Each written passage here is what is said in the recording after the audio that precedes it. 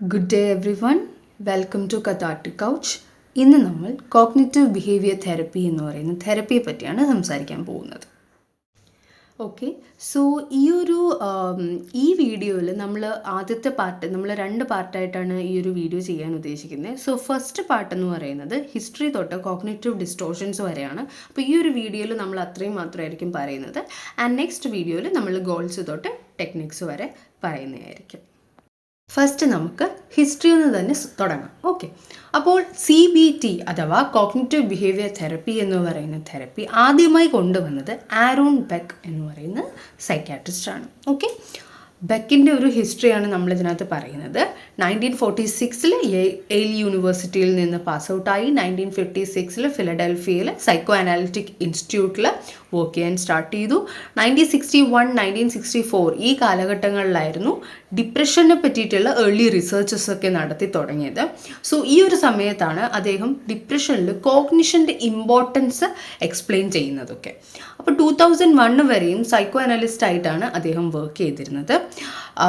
ആ സമയത്ത് he observe verbalisation and free association of patients with depression. And എന്താ മനസ്സിലാക്കിയെന്ന് വെച്ചാൽ ഈ ഒരു വെർബലൈസേഷൻ ആൻഡ് ഫ്രീ അസോസിയേഷനിൽ നിന്ന് അദ്ദേഹത്തിൻ്റെ ആ ഒരു പേഷ്യൻ്റെ തോട്ട് എന്താണെന്നുള്ളത് മനസ്സിലാക്കുകയും ആ ഒരു തോട്ടിന് കൂടുതൽ ഇമ്പോർട്ടൻസ് കൊടുക്കുകയും അദ്ദേഹം ചെയ്തു. അപ്പം ഈ ഫ്രോയിഡിൻ്റെ പ്രീ കോൺഷ്യസ് എന്ന് പറയുന്ന ആ ഒരു കൺസെപ്റ്റ് അത് ബെക്ക് എക്സ്പ്ലെയിൻ ചെയ്തത് ഇൻറ്റേർണൽ കമ്മ്യൂണിക്കേഷൻ സിസ്റ്റം എന്ന് പറയുന്ന കൺസെപ്റ്റായിട്ടാണ്. അപ്പം ഇൻറ്റേർണൽ കമ്മ്യൂണിക്കേഷൻ സിസ്റ്റം എന്ന് പറയുന്നത് ഒരു ഇൻഡിവിജ്വലിൻ്റെ സെറ്റ് ഓഫ് ബിലീഫ്സിനെയാണ് അങ്ങനെ പറയുന്നത്. അതിൽ നിന്നാണ് ഒരു കോഗ്നിറ്റീവ് സ്കീമയൊക്കെ ഒരു വ്യക്തിക്ക് ഉണ്ടാകുന്നത്. ഓക്കെ, അപ്പോൾ സ്കീം എന്താണെന്നുള്ളത് നമ്മൾ നെക്സ്റ്റ് സ്ലൈഡിൽ പറയുന്നതാണ്. സോ ഇൻ ഡിപ്രഷൻ ഈ ഇൻറ്റേർണൽ കമ്മ്യൂണിക്കേഷൻ സിസ്റ്റം പറയുന്നതെന്ന് വെച്ചാൽ മിക്ക ആൾക്കാരും ഡിപ്രഷനിലുള്ള മിക്ക ആൾക്കാരിലും കണ്ടുവരുന്നത് കൂടുതലും സെൽഫ് ബ്ലെയിം അല്ലെങ്കിൽ സെൽഫ് ക്രിറ്റിസിസം ഒക്കെയാണ് കാണുന്നത്. അപ്പോൾ അതിൽ നിന്നൊരു നെഗറ്റീവ് കോഗ്നിറ്റീവ് ഷിഫ്റ്റും നമുക്ക് കാണാൻ കഴിയും. ഇപ്പോൾ നെഗറ്റീവ് കോഗ്നിറ്റീവ് ഷിഫ്റ്റ് എന്ന് പറയുന്നത് പോസിറ്റീവായിട്ടുള്ള ഇൻഫർമേഷനെ ഇഗ്നോർ ചെയ്തുകൊണ്ട് കൂടുതൽ ഫോക്കസ് നെഗറ്റീവ് ഇൻഫർമേഷന് കൊടുക്കുന്നത് കൊണ്ടാണ് അതിന് നെഗറ്റീവ് കോഗ്നിറ്റീവ് ഷിഫ്റ്റ് എന്ന് പറയുന്നത്. അപ്പം ഡിപ്രഷൻ ഉള്ള വ്യക്തികളിൽ ഇതും നമുക്ക് ഒരുപാട് കാണാൻ കഴിയും. ഇത് കൂടാതെ തന്നെ അദ്ദേഹം ഒരുപാട് തിയറിറ്റിക്കൽ ഇൻഫ്ലുവൻസസ് കൂടി വച്ചിട്ടാണ് ഈ ഒരു കോഗ്നിറ്റീവ് തെറപ്പി അഥവാ കോഗ്നിറ്റീവ് ബിഹേവിയർ തെറപ്പി ഉണ്ടാക്കിയിരിക്കുന്നത്.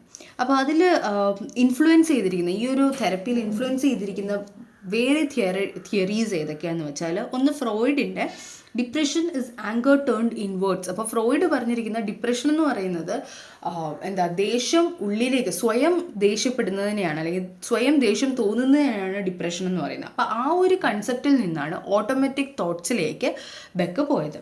അതുപോലെ തന്നെ എല്ലിസ് ആൻഡ് ആഡ്ലറിൻ്റെ ബിലീഫ്സിൻ്റെ ഇമ്പോർട്ടൻസ് അതിനെ എംഫസൈസ് ചെയ്യുന്നതും, പിന്നെ ജോർജ് കെല്ലീസിൻ്റെ theory of personal construct.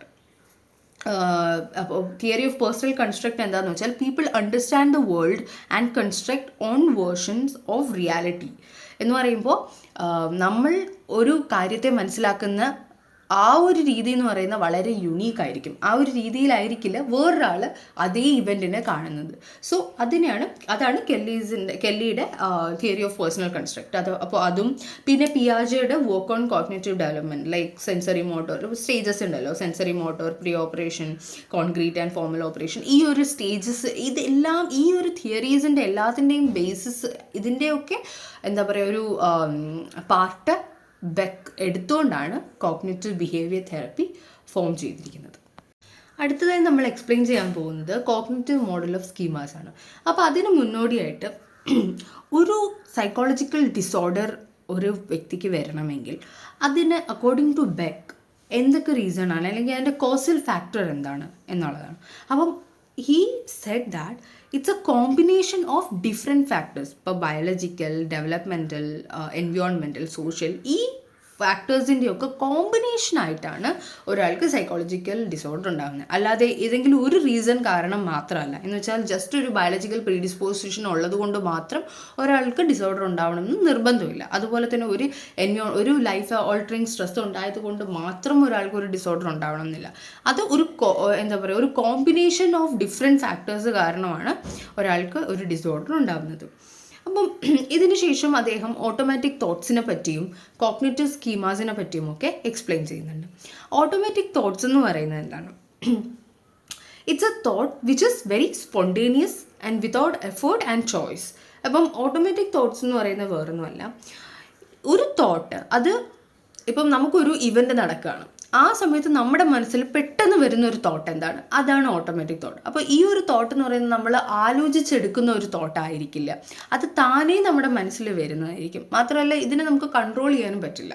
So അങ്ങനത്തെ ഒരു തോട്ടിനെയാണ് ഓട്ടോമാറ്റിക് തോട്ട് എന്ന് പറയുന്നത്. ഒരു സൈക്കോളജിക്കൽ ഡിസോർഡർ ഉള്ള ഒരു വ്യക്തിക്ക് ഈ ഒരു തോട്ട് എന്ന് പറയുന്നത് ഓഫൺ ഡിസ്റ്റോർട്ടഡ് ആയിട്ടുള്ള തോട്ടായിരിക്കാം, എക്സ്ട്രീം ആയിരിക്കാം, അല്ലെങ്കിൽ ഇനാക്യുറേറ്റ് ആയിട്ടുള്ള തോട്ട്സ് ആയിരിക്കാം ഉണ്ടാവുക.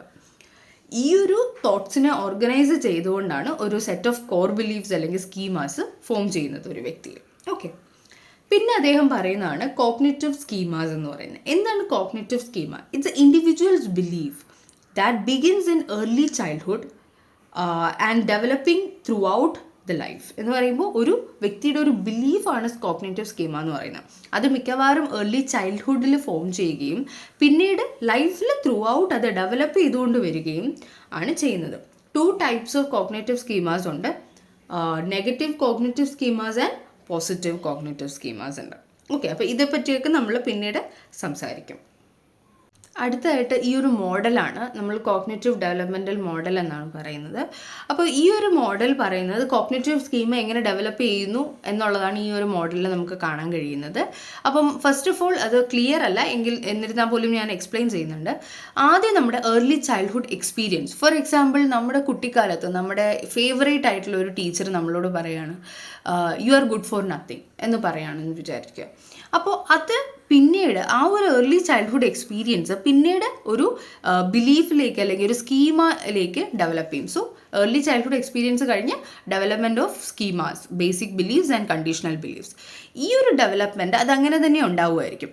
അതിൻ്റെ കൂടെ ആയിരിക്കും ഒരു ക്രിട്ടിക്കൽ ഇൻസിഡൻറ്റ് വരുന്നത്. ഈ ലൈഫിൽ ഏതെങ്കിലും ഒരു ടൈമിലായിരിക്കും ഈ ഒരു ക്രിട്ടിക്കൽ ഇൻസിഡൻറ്റ് സംഭവിക്കുന്നത്. ഫോർ എക്സാമ്പിൾ ഒരു എക്സാമിന് ഫെയിലായി എന്ന് വിചാരിക്കുക, അതാണ് ഒരു ക്രിട്ടിക്കൽ ഇൻസിഡൻറ്റ്.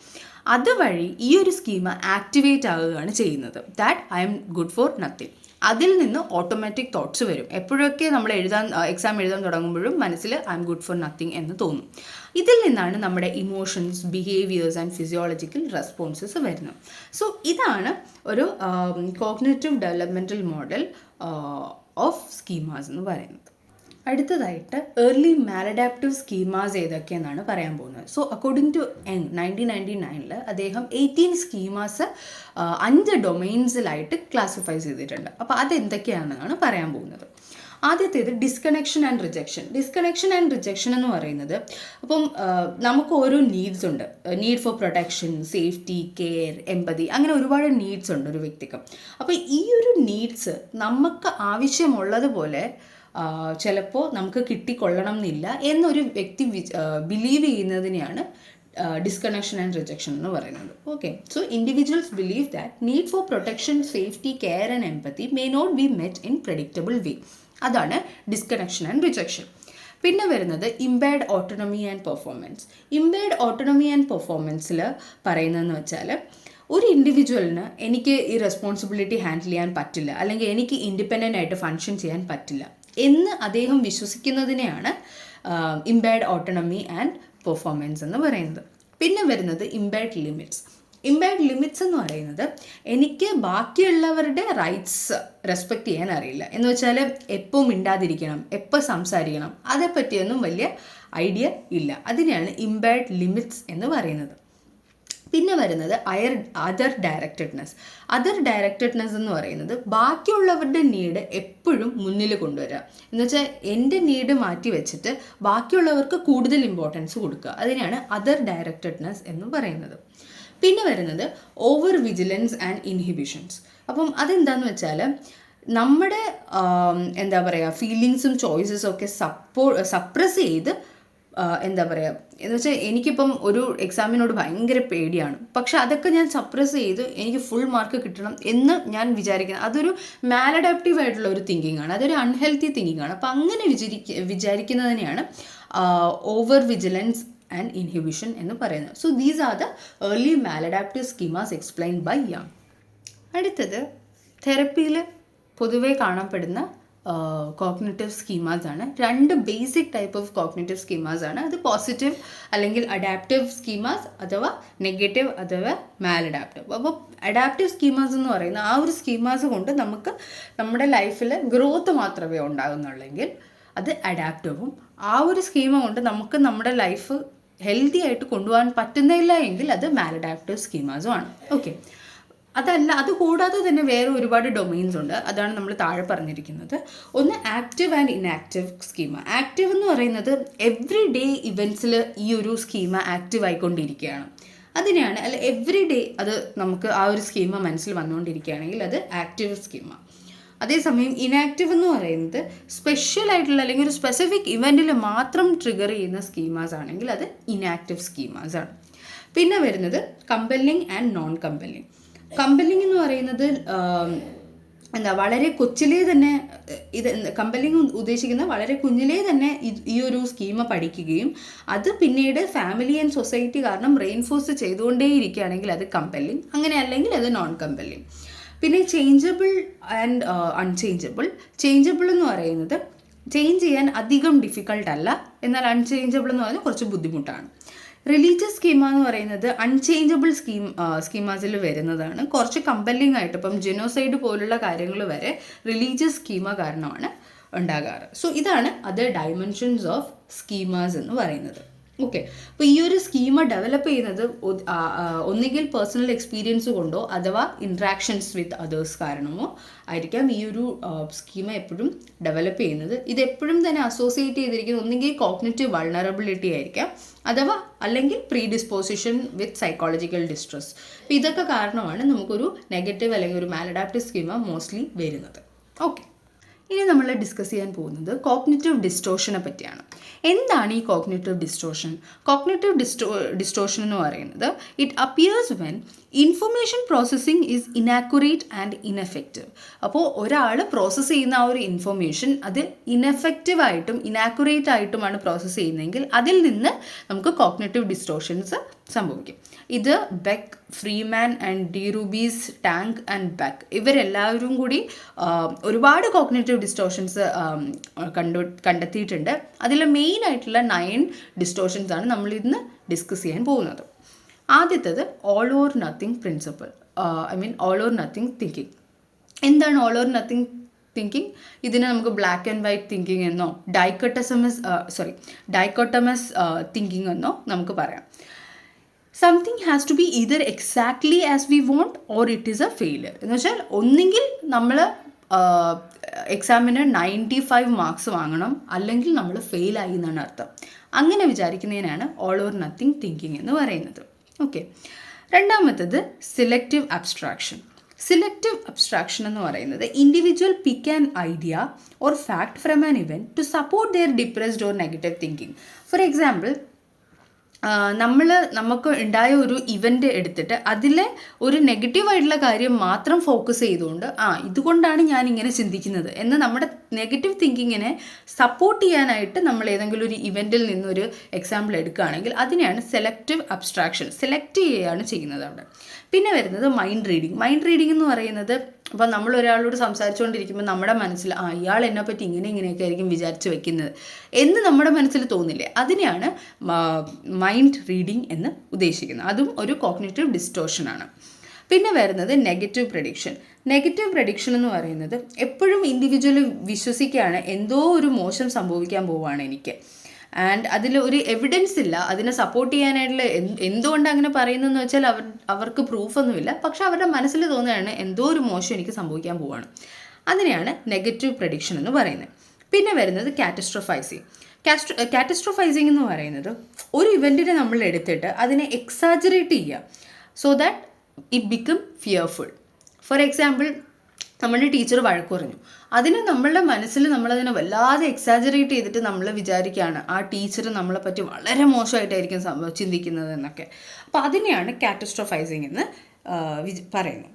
പിന്നെ വരുന്നത് ഓവർ ജനറലൈസേഷൻ. ഓവർ ജനറലൈസേഷൻ എന്ന് പറയുന്നത് ഒരു ഫ്യൂ ഒന്നോ രണ്ടോ നെഗറ്റീവ് ഇവൻറ്റ്സ് നടന്നു എന്നതുകൊണ്ട് അതിനങ്ങ് ജനറലൈസ് ചെയ്ത് ഇങ്ങനെയേ സംഭവിക്കുള്ളൂ എൻ്റെ ലൈഫിൽ എന്ന് വിചാരിക്കുന്നതിനാണ്. അപ്പം 2 മോശം സംഭവം ഒരു ദിവസം വരികയാണെങ്കിൽ അപ്പം തന്നെ നമ്മുടെ മനസ്സിൽ ഇന്നത്തെ ദിവസമേ പോയി എന്ന് വിചാരിക്കുന്നതിനെയാണ് ഓവർ ജനറലൈസേഷൻ എന്ന് പറയുന്നത്.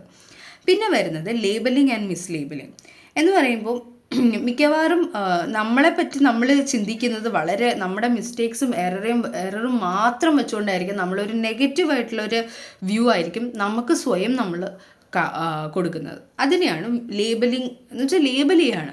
നീ ഇങ്ങനെയാണ്, നീ വളരെ നെഗറ്റീവായിട്ടുള്ളൊരു വ്യക്തിയാണ് എന്ന് നമ്മളെ ലേബൽ ചെയ്യുന്നതിനെയാണ് ലേബലിംഗ് ആൻഡ് മിസ്ലേബലിംഗ് എന്ന് പറയുന്നത്. പിന്നെ വരുന്നത് മാഗ്നിഫിക്കേഷൻ ആൻഡ് മിനിമൈസേഷൻ.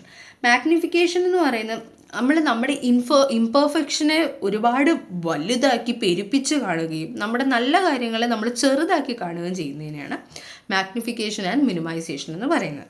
പിന്നെ വരുന്നത് പേഴ്സണലൈസേഷൻ. പേഴ്സണലൈസേഷൻ എന്ന് വെച്ചാൽ ഒരു അൺറിലേറ്റഡ് ആയിട്ടുള്ള ഇവൻറ്റിനെ നമ്മൾ കാരണമാണ്. ഫോർ എക്സാമ്പിൾ, ഇപ്പോൾ സ്കൂളിലൊരു പ്രശ്നം ഉണ്ടായി, അത് ഞാൻ കാരണമാണ് ആ ഒരു പ്രോബ്ലം ഉണ്ടായത്, ഞാൻ ഇന്ന് വന്നതുകൊണ്ടാണ് അങ്ങനെ സംഭവിച്ചത്, ഇല്ലായിരുന്നെങ്കിൽ ഇങ്ങനെ സംഭവിക്കില്ലായിരുന്നു എന്നൊക്കെ വിചാരിക്കുന്നതിനെയാണ് പേഴ്സണലൈസേഷൻ. ആ ഒരു ഇവൻറ്റുമായിട്ട് ആ ഒരു വ്യക്തിക്ക് ഒരു ബന്ധവും ഇല്ലെങ്കിൽ പോലും അങ്ങനെ വിചാരിക്കുന്നതിനെയാണ് പേഴ്സണലൈസേഷൻ എന്ന് പറയുന്നത്. So these are the main cognitive distortions. എന്തൊക്കെയാണ്? All or nothing thinking, selective abstraction, mind reading, negative prediction, catastrophising, over generalisation, labelling and mislabelling, magnification and minimisation and personalisation. അപ്പോൾ ഇതേപോലുള്ള ഒരുപാട് കോഗ്നിറ്റീവ് ഡിസ്റ്റോർഷൻസ് ഉണ്ട്. അപ്പോൾ ഈ ഒരു കോഗ്നിറ്റീവ് ഡിസ്റ്റോർഷന് ഒരു വ്യക്തി കൂടുതൽ ഇമ്പോർട്ടൻസ് കൊടുക്കുകയാണെങ്കിൽ, അല്ലെങ്കിൽ ഈ ഒരു ഡിസ്റ്റോർഷൻ ഇടയ്ക്കിടയ്ക്ക് നമ്മുടെ ലൈഫിലേക്ക് വരികയാണെങ്കിൽ അതൊരു സൈക്കോളജിക്കൽ ഡിസ്ട്രെസ്സിലേക്ക് ഒരാളെ കൊണ്ടെത്തിക്കും. ഓക്കെ, സോ നമ്മൾ ഇന്ന് അല്ലെങ്കിൽ ഈ വീഡിയോയിൽ നമ്മൾ എന്തൊക്കെയാണ് ഇത്രയും നേരമായിട്ട് സംസാരിച്ചിരിക്കുന്നത്? കോഗ്നിറ്റീവ് തെറപ്പി എന്താണ്, അതിൻ്റെ ഹിസ്റ്ററി, അതിൻ്റെ എന്താ പറയുക, automatic thoughts, cognitive schemas, cognitive developmental model and early maladaptive schemas and types of schemas and cognitive distortions. ഇത്രയും കാര്യങ്ങളാണ് നമ്മൾ ഈ ഒരു വീഡിയോയിൽ സംസാരിച്ചിരിക്കുന്നത്. ആൻഡ് നെക്സ്റ്റ് വീഡിയോയിൽ നമുക്ക് തെറപ്യൂട്ടിക് വൈസ് കുറച്ച് എന്തൊക്കെയാണ് goals of therapy, therapeutic process and techniques, ഇതേപ്പറ്റിയൊക്കെ നമുക്ക് സംസാരിക്കാം. ഓക്കെ, സോ നെക്സ്റ്റ് വീഡിയോയിലേക്ക് വരിക. ആൻഡ് ഈ video please like, share and subscribe.